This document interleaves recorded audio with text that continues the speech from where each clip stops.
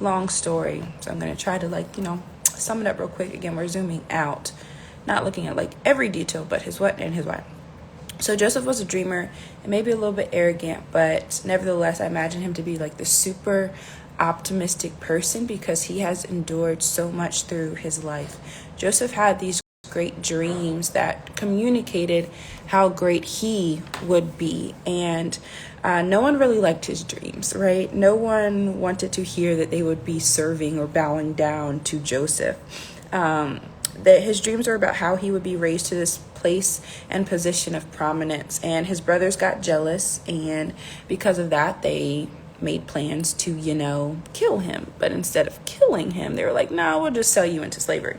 So Joseph is a slave now who earns favor and is promoted, but then he's lied on. So not only did he become a slave, then he got arrested and thrown into jail.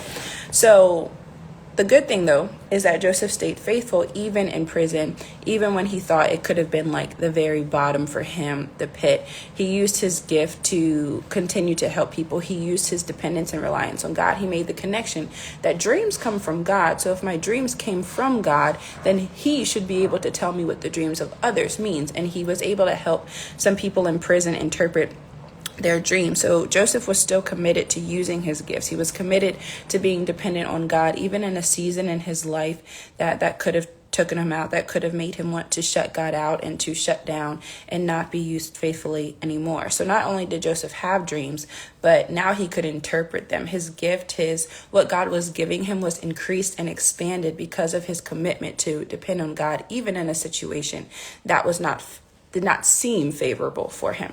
So through all of that, all of what Joseph was going through, he didn't stop trusting God. Instead, he trusted God to give him increase and expand his blessings and abilities to help where he currently was. Our commitment to helping and to serving others should not be dependent upon where we are. No matter where we are, we should be asking God, how can you use me here? God, how can I help someone else? We should be seeking God no matter where we are. So Joseph then had to endure disappointment because the person that he helped, the prophecy came true, the interpretation came true, and that person, one of them, was released. And they said they would remember Joseph when they got out, but he didn't. And Joseph ends up staying in prison for 2 more years. And remember, he doesn't deserve to be there. He was lied on.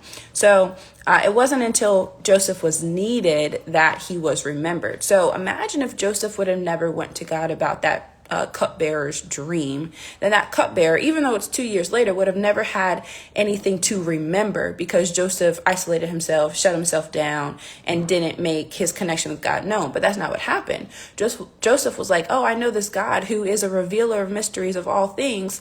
I can do this for you. Then he gets out. That same gift, that same connection that Joseph has to God is needed.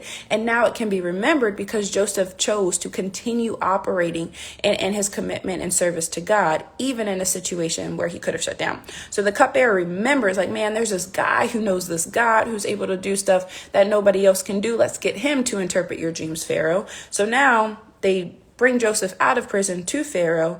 And of course, Joseph interprets Pharaoh's dream. And he's elevated, raised to second in command, right? And we could think that that's the end of Joseph, right? Yes, Joseph made it to the top. He's above all these people. The dream was fulfilled, but that's not the end, right? Our lives, we have to remember, are not for ourselves. God is not creating these elaborate and intricate plans for us to come out on top. That's not what it's about.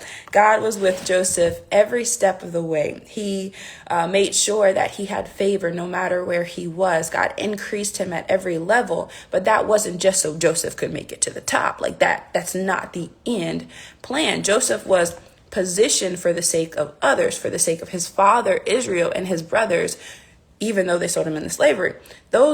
Him and his brothers, they're the 12 tribes of Israel. That's God's chosen people at this point in time. There was a famine in his hometown and his homeland. And those people, his family, his father, they needed food to survive. Now, where Joseph was, he is second in command in Egypt. And guess what he's in command over? All the food, right? And the dream that Joseph interpreted was telling about this famine. So they're able to prepare. They had the food, they had the supply that his people back home were in need of. So now Joseph is positioned to be able to help his own people. Now, granted, Joseph has some stuff to work through, right? His brothers almost killed him, left him for dead, went and got him, then decided to sell him into slavery, right? So Joseph wasn't quite sure how he was going to deal with his family, but in the end, love won. He did help. He didn't harbor any bitterness or resentment, but there's a process that he had to go through to work through that trauma, to work through that pain. We have to remember that life happened over and over and over again to Joseph, but God never left him and he never left God. And in the end, Joseph's dreams were fulfilled, but not only that, it doesn't stop there. His family was also saved. His family's life was preserved. His family had what they needed to continue to be able to continue living. We have to remember that our why is always bigger than ourselves. The why of Joseph's dreams, the why of everything that he went through was for the nation of Israel to be saved, not for Joseph to get to second in command over Egypt, but for him to be positioned to save his people, to save God's people. So for ourselves, if we're going through life, one, never leave God. God has a plan, right? And you might be dragged through the mud a little bit, through the dirt, but just keep trusting in God. Continue to depend on him. Look for him to increase even in the darkest of moments, right? And then we have to trust that this is happening for a reason, and the reason is not ourselves, right? We can't get selfish along this journey. We need to keep our eyes open to who are the others, right? God is always doing something to save someone else. Joseph got to be the savior for his family because of his faithfulness and obedience to God. So for ourselves, no matter what, we have to remember that our why never stops at us. It should always extend to others. So if we want to stop at us, keep going. Seek God. Who are the others that I'm positioned for? Who are the others that you want to save, that you want to help, that you want to deliver through me? So yes. Hey, y'all.